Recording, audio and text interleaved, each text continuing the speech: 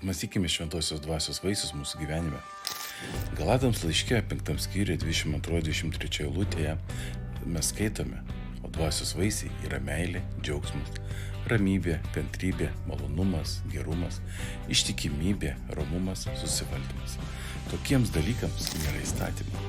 Šie vaisiai yra ne mūsų pastangų rezultatas, bet natūrali šventosios dvasios veikimo mumise pasiekmė. Kodėl dvasios vaisiai yra tokie svarbus? Tai visų pirma, jie atspindi Kristaus charakterį mumise.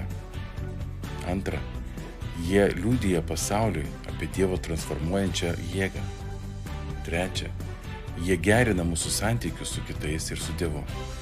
Ketvirta, jie parodo mūsų dvasinį brandumą ir augimą. Kaip galime leisti šiems vaisiams augti mūsų gyvenime?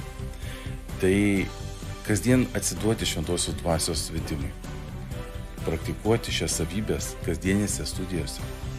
Prašyti Dievo parodyti sritis, kuriuose mums reikia augti.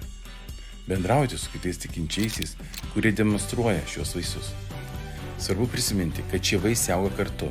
Negalima pasirinkti tik vieną arba du. Jie yra vienas vaisius su 9 savybėmis. Šiandien paklauskime savęs, ar matome šios vaisius augančius mūsų gyvenime, kuriuose srityse mums reikia daugiau augimo. Melskimės, kad šventoji dvasia toliau transformuotų mus į Kristaus atvaizdą, leisdama šiems vaisiams bręsti mūsų gyvenime. Būkite palaiminti.